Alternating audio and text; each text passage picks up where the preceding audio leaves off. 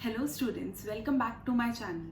आज हम इस वीडियो में बात करने वाले हैं the very prevalent corona virus के बारे में।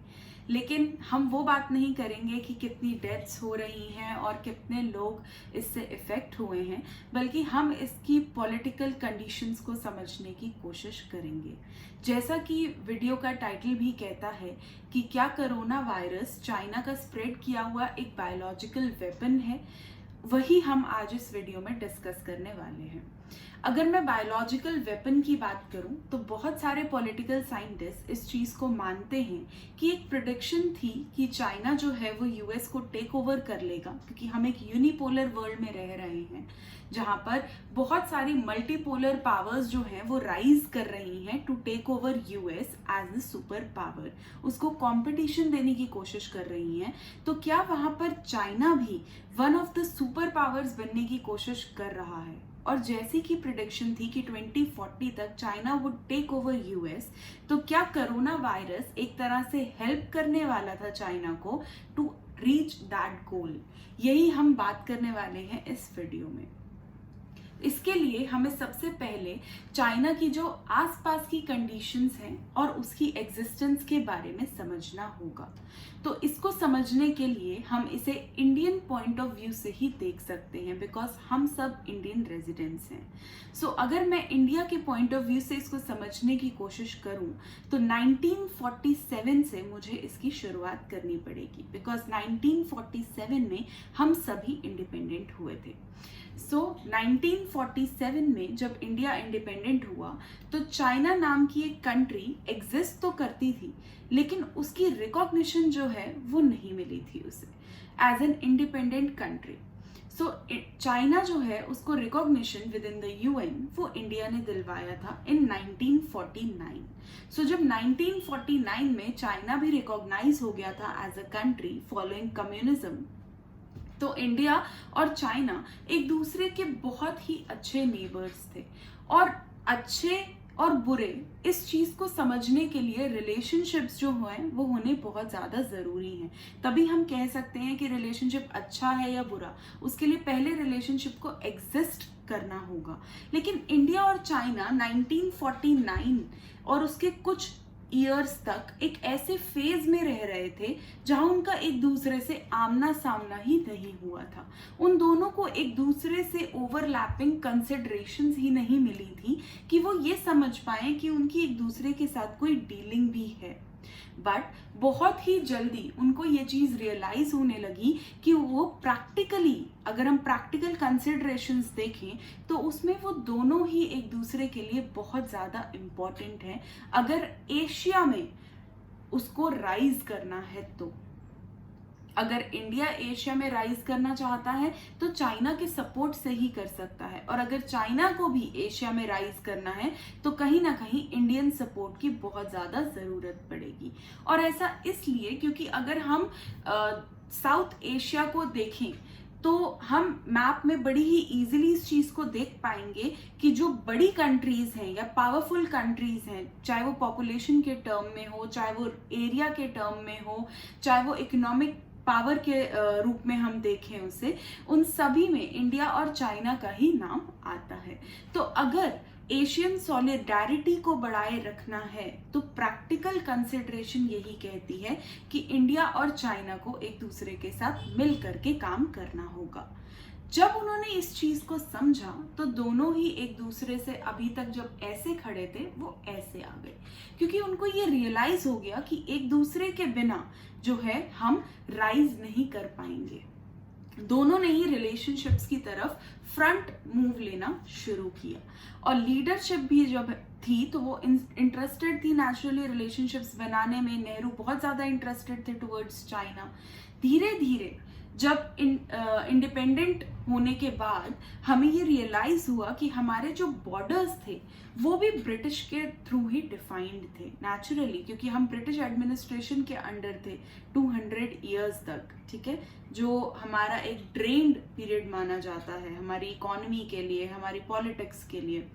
सो वहां पर दोनों जो कंट्रीज हैं वो उनके जो बॉर्डर्स हैं वो भी कहीं ना कहीं जो है ब्रिटिशर्स के थ्रू ही ड्रॉ किए हुए थे। और जब वो इंडिपेंडेंट हुए तो इंडिया इंडिया ने बार बार चाइना को रिक्वेस्ट की कि जो मैकमोहन लाइन है उस पे जो है डिसीजन लिया जाए और जो एरियाज जिसके हैं वो वैसे ही डिस्ट्रीब्यूट किए जाए।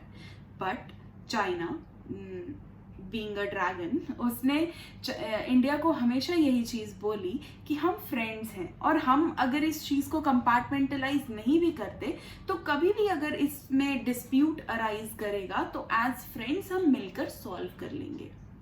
और जैसा कि हम सभी जानते हैं कि नेहरू जो हैं वो बहुत बड़े आइडियलिस्ट थे, वो आइडियलिज्म में जीते थे कि दुनिया ऐसी होनी चाहिए, सभी अच्छे हैं, इस व्यू पॉइंट से जीते थे। और रियलिज्म जो है वो उनको टच ही नहीं किया था। बेसिकली उन्होंने प्रैक्टिकली उस चीज को सोचा ही नहीं था कि अगर कभी फ्रेंड एनिमी बन गया तो क्या। ऑल्दो उन्हें इंटरनेशनल रिलेशंस की बहुत अच्छी नॉलेज थी, इसीलिए उन्हें फॉरेन मिनिस्टर की तरह भी रखा गया, पॉलिसीज फॉरेन पॉलिसी का काम भी उनको ही दिया गया बिकॉज उन्हें इंटरनेशनल रिलेशंस की बहुत अच्छी नॉलेज थी। बट वो इस चीज को कहीं ना कहीं समझ ही नहीं पाए कि there are no permanent friends and enemies in politics. तो कहीं ना कहीं ये कोट भी हमें समझ आया 1962 के वॉर के बाद ही। तो तब तक चाइना ने हमें बोला कि वी आर फ्रेंड्स एंड हम फ्रेंड्स हैं, तो हमें इस लाइन को डिमार्केट करके और बॉर्डर्स बनाने की और ये सब काम अभी करने की ज़रूरत नहीं है। अभी let us focus on our development, क्योंकि हम अभी जो है फ्री हुए हैं और हमारी कंट्री ने बहुत ज़्यादा सफ़र किया है, इकोनॉमिकली भी हम सफ़र कर रहे हैं। सो हमारे लिए जो बेस्ट काम अभी होगा वो यही होगा कि हम अपनी इकोनॉमी पे फोकस करें और ये जो डिस्प्यूटेड लैंड आ रहा है इसको हम कभी भी सॉर्ट आउट कर सकते हैं। सो नेहरू जो है उन्होंने अपने फ्रेंड को बिलीव करना शुरू कर दिया था। तभी जो है हिंदी चीनी भाई भाई जैसे स्लोगन भी हमें सुनने को मिले थे, क्योंकि इंडिया भी ब्लाइंड ट्रस्ट करने लगा था चाइना पर। ऑल्दो नेहरू को सरदार वल्लभ भाई पटेल ने चाइना की इंटेंशंस के बारे में समझाया था। उन्होंने बहुत ज़्यादा क्लियर कर दिया था इस चीज़ को कि ये जो आपका आज का फ्रेंड है ये आपका कल का एनिमी भी हो सकता है। लेकिन बिकॉज नेहरू जी एक आइडियलिस्ट थे, क्योंकि उनको लगता था कि नहीं everybody is nice in this world, हम अच्छे रहेंगे तो हमारा नेबर भी अच्छा रहेगा, क्यों खराब होगा वो हमारे लिए, अगर हम किसी का बुरा नहीं करते तो कोई हमारे साथ बुरा क्यों करेगा। इसी विजन पर नेहरू जी जो हैं वो चल रहे थे।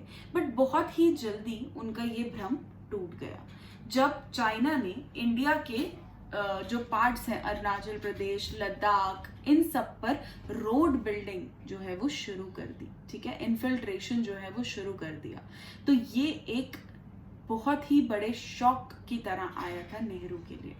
प्रॉब्लम जो है वो शुरू हुई थी पंचशील साइन करने से। हमने पंचशील एग्रीमेंट साइन किया था चाइना के साथ, जिसमें हमने बात की थी कि हम पीसफुल रहने वाले हैं, हम एक दूसरे के इंटरनल अफेयर्स में इंटरफेयर नहीं करने वाले हैं। सो ये बहुत ही अच्छा एक एग्रीमेंट था जो हमने साइन किया। तो मैं ऐसा क्यों कह रही हूँ कि इसके बाद प्रॉब्लम आई थी एक रीजन को लेकर के जिसको तिब्बत कहते हैं। आज भी ये एक डिस्प्यूटेड एजेंडा है बिटवीन इंडिया एंड चाइना। और तिब्बत जो है वो एक इंडिपेंडेंट कंट्री है, ऑटोनोमस रीजन है और उसको ऑटोनोमस ही रहना था। बट जैसा कि हम चाइना के बारे में जानते हैं कि चाइना की एक ही पॉलिसी है कि वो एक्सपेंशन करके ही अपनी पावर दिखाता है। ठीक है, कुछ कंट्रीज होती हैं जो इकोनॉमिकली डेवलप करती हैं फिर वो पावरफुल होती है, लेकिन चाइना की जो पॉलिसी है वो है एनेक्सेशन करके पावरफुल होना, ज्यादा से ज्यादा कंट्रीज को अपने अंदर ला करके और फिर ही पावरफुल बनना। तो ये चाइना की पॉलिसी है अपनी। तो इसी को फॉलो करते हुए वो तिब्बत को ऑक्यूपाई करना चाहता था, लेकिन तिब्बत जो है वो ऑटोनोमस रहना चाहता था। अब इंडिया की प्रॉब्लम ये थी कि इंडिया में बहुत सारी बुद्धिस्ट पॉपुलेशन है और तिब्बत जो है वो एक बुद्धिज्म का लैंड है। तो वहां से प्रेशर जो है वो इंडियन गवर्नमेंट के ऊपर आ रहा था टू सपोर्ट तिब्बत। और कहीं ना कहीं इंडिया क्योंकि पीस लविंग था और शुरू से ही हम यूएन की साइड चल रहे हैं, अपने पीस कीपिंग फोर्सेस हम जगह जगह भेजते रहते हैं to bring peace into the world, वहीं पर जो है इंडिया ने भी इस काम को करा और उसने इस डिस्प्यूट में वो एंटर कर गया इंडिया। तो अब पंचशील जो है वो एक हमारे लिए प्रॉब्लम हो गई, क्योंकि हमने कहा था हम इंटरनल अफेयर्स में इंटरफेयर नहीं करेंगे, बट क्योंकि जो चाइना का मैटर था उसमें हम एंटर कर गए, जिससे चाइना को और प्रॉब्लम जो है वो इंडिया से होने लगी कि इंडिया जो है वो उसके प्राइवेट या पर्सनल मैटर्स में भी इंट्रूड कर रहा है। सो अब यहाँ पर क्या हुआ, जब तिब्बत को हमने सपोर्ट किया, हमने जब चाइना को समझाने की कोशिश की कि नहीं आप इंट्रूड मत कीजिए, वो ऑटोनोमस रहना चाहता है, तो चाइना ने इंडिया को पंचशील एग्रीमेंट दिखा दिया कि आप जो हैं वो हमारे अफेयर से दूर रहें, बाहर रहें। तो इंडिया को एक झटका और लगा कि मैं तो अपने फ्रेंड की काउंसलिंग करने गया था, उसे समझाने गया था, बट उसने तो मुझे पहले ही डाइवोर्स एग्रीमेंट दिखा दिया। सो कहीं ना कहीं जो है ये एक प्रॉब्लमैटिक कंडीशन जो है वो बनने लगी। तो अब क्या हुआ, फिर तिब्बत जो है वो अब प्रॉब्लम में आ गया, क्योंकि बड़ी कंट्री चाइना ऑक्यूपाई करना चाहती है, इंडिया हेल्प करने के लिए तैयार बैठा था। तो वहां से जो दलाई लामा थे वो भाग करके इंडिया आ गए और यहाँ पर उन्होंने रेफ्यूज ले लिया। और ये जो स्टेप था ये एक और बड़ी प्रॉब्लम थी इंडिया और चाइना के रिलेशंस में। दलाई लामा को रेफ्यूज देना हमारी मजबूरी हो गई थी, क्योंकि बुद्धिस्ट पॉपुलेशन हमारे यहाँ थी, हम कुछ नहीं कर सकते थे। प्लस हम एक पीस लविंग नेशन थे, हम बिल्कुल भी नहीं चाहते थे कि कोई रेफ्यूजी जो है उसको हम आने से रोकें, जैसे कि हम आज भी नहीं किसी को रोकता इंडिया, ठीक है। सो उस कंडीशन में जो है वो एक और प्रॉब्लम जो है अराइज हो चुकी थी इंडिया और चाइना के बीच में, और साथ में चल रहा था बॉर्डर डिस्प्यूट मैकमोहन लाइन को लेकर के। तो ऑक्यूपाई करने के लिए जो दो टेंडेंसीज थी चाइना की वो यही थी कि पहला तिब्बत और दूसरा इंडिया के रीजन्स, दोनों को ही वो ऑक्यूपाई करके अपनी पावर जो है वो दिखाना चाहता था। सो चाइना के पास अब एक ही रास्ता बचा था, वो था वॉर। तो इंडिया जो कि अनप्रिपेयर्ड था, फ्रेंड समझ के बैठा था कि मेरा फ्रेंड है, मुझे कभी अटैक नहीं करने वाला, मुझे इससे कभी कोई नुकसान नहीं होने वाला, उसके लिए एक बहुत बड़ा शॉक था जब 1962 में चाइना ने इंडिया पर अटैक कर दिया। और ये जो अटैक था ये हमारे लिए बहुत बुरा साबित हुआ, क्योंकि हम अनप्रिपेयर्ड थे, हम तो फ्रेंड समझ कर बैठे थे, तो हमें कोई कानो कान खबर नहीं थी कि हमारे ऊपर अटैक हो जाएगा। और जब भी कोई अनप्रिपेयर्ड होता है तो उसका क्या हाल होता है हम समझ सकते हैं। वही हाल जो है वो इंडिया का भी हुआ था 1962 के वॉर में। सो हम बहुत बुरे तरीके से हार गए थे। और 1962 का जो वॉर है वो कहीं ना कहीं नेहरू की भी इमेज जो है उसने शैटर कर दी थी। जो नेहरू, जिनको वर्ल्ड पॉलिटिक्स में और इंडियन पॉलिटिक्स में इतना अच्छा लीडर माना जाता था, एक विजनिस्टिक पर्सनालिटी माना जाता था, उनके ऊपर जो है एक क्वेश्चन मार्क लग गया था कि कैसे वो अपनी कंट्री में रहकर भी अपने बॉर्डर को सिक्योर नहीं कर पाए, कैसे उन्होंने इतना ज़्यादा बॉर्डर को इमूवेबल से मूवेबल बना दिया कि नेक्स्ट कंट्री जो है वो आकर के बैठ गई एंड उनको पता भी नहीं चला। तो ये सारी चीज़ें जो हैं वो नेहरू की इमेज के ऊपर एक दाग की तरह काम कर रही थी और नेहरू को चैलेंज भी कर रही थी। सो इस सबका पेन जो है वो नेहरू नहीं ले पाए एंड ही डाइड। सो 1964 में ये सिचुएशन जो है वो इस तरीके से हो गई और 1965 में पाकिस्तान ने हम पर अटैक कर दिया, जिसके बारे में मैं अपनी एक वीडियो में बात करूंगी जिसमें हम फॉरेन पॉलिसी को डिस्कस करेंगे। क्योंकि हम एक वॉर चाइना के साथ हार चुके थे तो कहीं ना कहीं पाकिस्तान को भी लगा कि इंडिया बहुत वीक है। लेकिन 1965 के इंडिया में और 1962 के इंडिया में बहुत ज़्यादा फर्क था। और फर्क क्या था? फर्क था एक्सपीरियंस का। हम समझ चुके थे कि there are no permanent friends and no permanent enemies in politics. और साथ ही साथ क्योंकि हमारे बाल पक गए थे उस एक्सपीरियंस से 1962 के, तो हमने सीख लिया था कि हमें अपने बॉर्डर्स को गार्ड कैसे करना है। प्लस जो बहुत बड़ा चेंज आया था वो था नेहरू जी से लेकर के लाल बहादुर शास्त्री जी का आना, जो खुद एक बहुत बड़े रियलिस्ट थे, ना कि आइडियलिस्ट। तो अब चाइना के ऊपर वापस आते हैं। 1977 तक जो है चाइना के साथ हमारे रिलेशंस अच्छे नहीं थे, क्योंकि हम सस्पिशियस थे। हम हर टाइम एक डर के साथ चल रहे थे कि पता नहीं अब फ्रेंडशिप करने जाएंगे तो क्या होगा, अब हमें बैक स्टैब किस तरीके से किया जाएगा। तो 1977 तक जब तक Morarji Desai as prime minister नहीं आए थे, तब तक चाइना के साथ हमारे कोई बहुत कॉन्क्रीट रिलेशंस नहीं इस्टेब्लिश किए गए थे। सो 1977 में जब मोरारजी देसाई आए तो रिलेशंस जो है वो बेटर हुए, क्योंकि उन्होंने विजिट किया चाइना को, और वहीं से जो है हमने अपनी हिस्टोरिकल प्रॉब्लम्स को भुलाकर प्रैक्टिकल कंसिडरेशंस पर चलने की कोशिश की।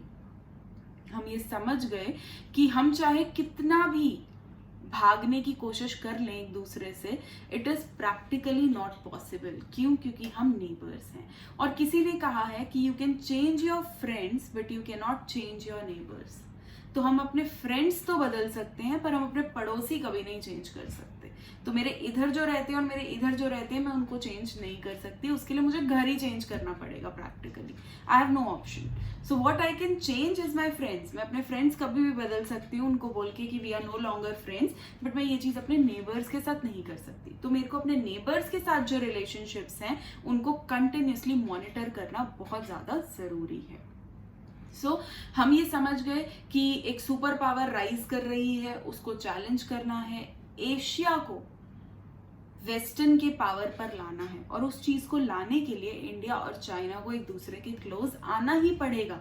कोई ऑप्शन ही नहीं है कि हम एक दूसरे को छोड़ दें और फिर हम सोचें कि नहीं, हम एक दूसरे के बिना काम करेंगे तो एशिया कभी भी एक मल्टीपोलर वर्ल्ड जो है वो एस्टैब्लिश करने में नहीं आएगा। बट इकोनॉमिक पार्टनर तो हमने बनने की कोशिश की, बट यहाँ पर मेन प्रॉब्लम क्या आ रही थी? इंडिया और चाइना के रिलेशंस में टू फोल्ड प्रॉब्लम है। एक तो इंडिया और यूएस का रिलेशन, हमारी जो रिलेशनशिप है वो यूएस के साथ हर दिन इम्प्रूव हो रहा है। ठीक है, 1945 से इतना अच्छा नहीं था, 1947 में भी इतना अच्छा नहीं था। अगेन वो मैं फॉरेन पॉलिसी वाली वीडियो में डिस्कस करूंगी कि क्या प्रॉब्लम्स आ रही थी, बट अभी के लिए हम इतना समझ सकते हैं कि इंडिया और यूएस के रिलेशन शुरू से बहुत अच्छे नहीं थे, क्योंकि इंडिया ने नाम को चुन लिया था, रशिया के साथ ट्रीटी ऑफ फ्रेंडशिप साइन कर ली थी, तो जिसकी वजह से यूएस जो है वो हमसे बहुत ज्यादा नाराज था, गुस्सा था, और हमारे रिलेशंस जो हैं वो अच्छे नहीं थे उसके साथ। बट धीरे धीरे जब पॉलिटिक्स बढ़ी, जब इंडियंस जो है, इंडियन डायस्पोरा जो है वो यूएस जाने लगा, और जब यूएस को भी समझ आया कि नहीं, इंडिया जो है अब एक इंक्रीजिंग ग्लोबल पावर है, प्लस 1991 में जब हमने एलपीजी, लिबरलाइजेशन, प्राइवेटाइजेशन, ग्लोबलाइजेशन को अडेप्ट किया, तब हमारे रिलेशंस जो हैं वो यूएस के साथ बहुत ही अच्छे होने लगे। पर यहाँ पर प्रॉब्लम किसको शुरू हो गई? चाइना को। अभी तक नेहरू जी की तरफ चाइना का झुकाव था सोशलिज्म की वजह से, सोशलिज्म एंड कम्युनिज्म।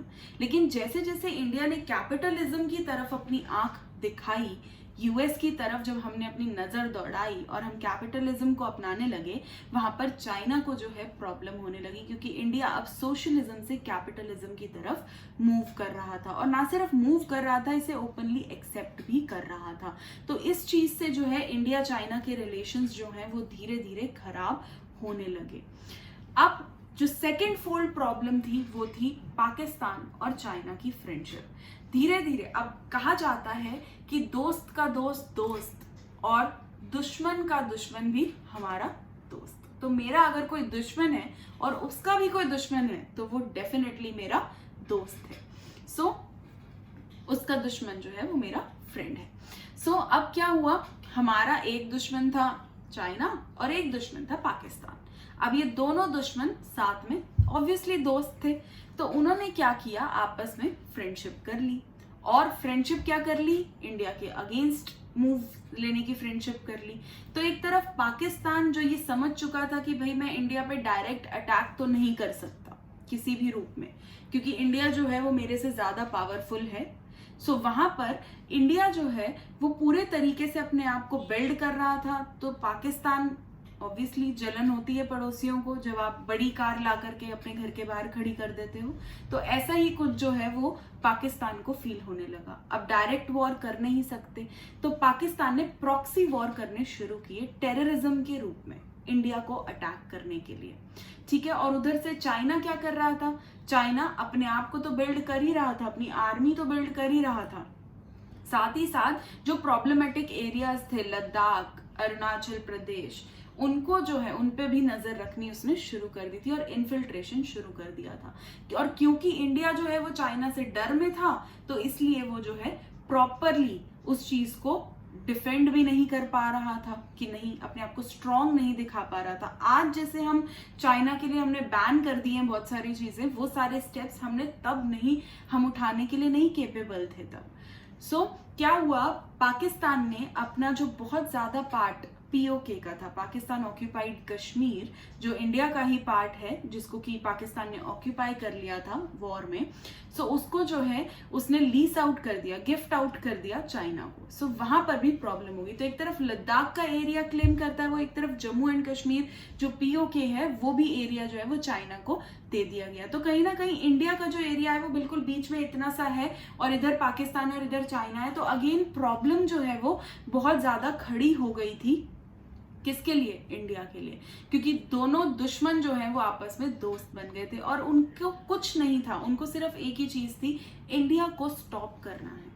ठीक है, हर तरीके से मिलकर के, चाहे वहां रोड्स बना रहे थे वो, चाहे इन्फिल्ट्रेशन कर रहे थे, जिन वेपन सप्लाई कर रहा था चाइना पाकिस्तान को, टेररिज्म स्पॉन्सर किया जा रहा था हमारे ही जम्मू कश्मीर में, हमारे ही ब्रदर्स एंड सिस्टर्स को उस चीज में ले जाया जा रहा था, ट्रेनिंग प्रोवाइड की जा रही थी, वेपन्स प्रोवाइड किए जा रहे थे अपने ही भाई बहन के अगेंस्ट लड़ने के लिए। सो ऐसी प्रॉब्लम जो है वो इंडिया फेस कर रहा था because of both China and Pakistan. अभी भी कर रहा है, लेकिन अभी जो है हम बहुत ज्यादा इस चीज से बाहर आ गए हैं एंड बहुत ही जल्दी शायद हम पीओके को भी अपने पास ले लेंगे, ऐसी ही एक विजन है और होपफुली ये सच हो भी जाए। सो प्रॉब्लम टू फोल्ड जो थी वो थी, एक इंडो यूएस रिलेशनशिप और एक चाइना पाकिस्तान रिलेशनशिप। ये जो है कहीं ना कहीं इंडिया चाइना के रिलेशनशिप्स में हमेशा से ही प्रॉब्लम क्रिएट करते आए हैं और आज भी हैं। अब मैं आती हूं इस बात पे कि क्या कोरोना वायरस चाइना का स्प्रेड किया हुआ वायरस है। अगर हम WHO रिपोर्ट्स पे जाएं और बहुत सारे स्पेशलिस्ट की रिपोर्ट्स पर जाएं तो वो ये कहते हैं कि कोरोना वायरस जेनेटिकली क्रिएटेड जो वेपन है वो नहीं है। ठीक है, वो एक ऐसा वायरस नहीं है जिसको हमने जेनेटिकली क्रिएट किया हो, वो नेचुरली बॉर्न जो है हुआ है। लेकिन अभी हम इस चीज पर बहुत ज्यादा श्योर नहीं हो सकते क्योंकि अभी इन पे रिसर्चेस जो हैं वो चल रही हैं। सो धीरे धीरे with the coming of time हमें इस चीज का जरूर पता चल जाएगा कि ये एक बायोलॉजिकल वेपन था या नहीं था चाइना की तरफ से। बट फिलहाल जो डिजास्टर इसने वर्ल्ड में फैलाया है, जो इकोनॉमी को इसने एक चैलेंज दिया है, और जो लॉकडाउन हम सबने देखा, इवन इंडिया में भी जो लॉकडाउन हुआ उसकी वजह से जो इकोनॉमी सफर कर गई, और कहीं ना कहीं चाइना पे इसका बहुत ज्यादा इम्पैक्ट ना पहुंचना, ऐसा नहीं है कि चाइना पे इम्पैक्ट नहीं पहुंचा है, बट बहुत ज्यादा इम्पैक्ट ना पहुंचना कहीं ना कहीं पॉलिटिकल साइंटिस्ट को सोचने पे मजबूर कर देता है कि क्या यही वो एलिमेंट था जो 2040 के रिजल्ट में निकल के बाहर आएगा। हाउएवर आज अगर मैं बात करूं तो टिकटॉक का बैन होना बहुत बड़ा झटका था चाइना के लिए, along with many other apps. मैं टिकटॉक का नाम इसलिए ले रही हूँ क्योंकि मोस्ट ऑफ द रेवेन्यू जो है वो वहीं से जनरेट होता था चाइना का। और भी चाइनीज ऐप थे, चाइनीज प्रोडक्ट्स थे, उन सभी का जाना चाइना के लिए एक बहुत बड़ा चैलेंज था। और अभी जो यूएस भी इसके लिए स्टेप्स ले रहा है, वी चैट, टिकटॉक, इनको बैन करने के बारे में सोच करके और इसकी तरफ अब जो मूव कर रहा है वो, ये अगेन चाइना के लिए एक बहुत ही बड़ा चैलेंज होने वाला है क्योंकि चाइना की सारी मार्केट ही इन्हीं कंट्रीज में है जहां पर जो एजुकेटेड लोग हैं जिनको इन एप्स की जरूरत है वो सब इंडिया और ऐसी बड़ी बड़ी कंट्रीज में ही हैं। सो चाइना के लिए एक झटका तो ये डेफिनेटली है। अब मैं फ्यूचर विजन की अगर बात करूं तो फ्यूचर में it is however difficult to predict क्योंकि every day situation is changing at the border, but hopefully हमने चाइना को ये तो दिखा दिया है कि अब ये वो इंडिया नहीं है जो नेहरू के टाइम पर चाइना ने देखा था।